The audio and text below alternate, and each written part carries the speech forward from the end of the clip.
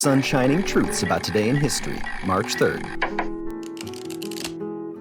Picture this. The year is 1513, and you're Spanish conquistador Ponce de Leon. You're thousands of miles away from your homeland, probably questioning why you set off to conquest in the first place, when suddenly someone signals that land has been spotted on the horizon. Heck yeah, you say, probably in Spanish, and you and your crew prepare to make landfall in this new world.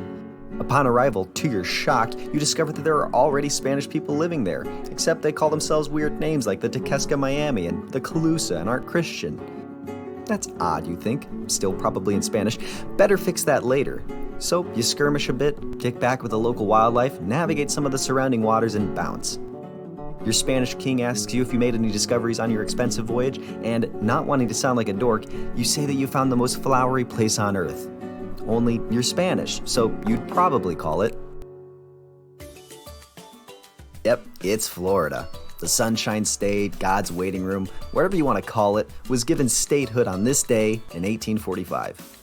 300 years of history spanning the discovery of the peninsula until then was pretty interesting, and could probably have several videos of their own, but I'll summarize it here briefly.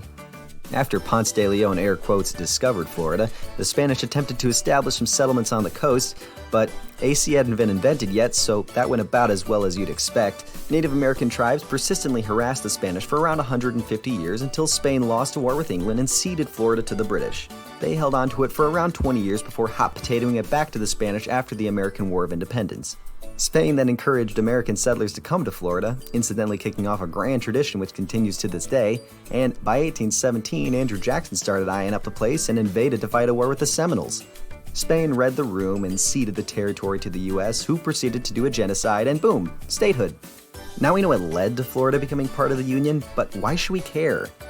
Well, it's one of the fastest growing states by population, one of the most biodiverse states, a top destination for tourism, the best place in the US to launch rockets, a leader in agricultural production, which can be a surprise for some people outside of Florida, but I mean, come on, sunshine is like half what you need to grow stuff, and it's even the setting of the upcoming GTA 6. Some notable people from Florida include Tom Petty, Ariana Grande, Lauren Hutton, and Bob Ross. It's Florida. Enjoy it while you can. You never know when Poseidon might come a-calling. Want more history content like this?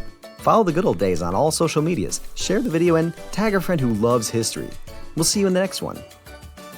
Some notable celebrity birthdays today include pop singers Camila Cabello and Jake, YouTubers Jack and Jazzy Sky, NBA star Jason Tatum, inventor of the telephone Alexander Graham Bell, and the human meme Phil Swift.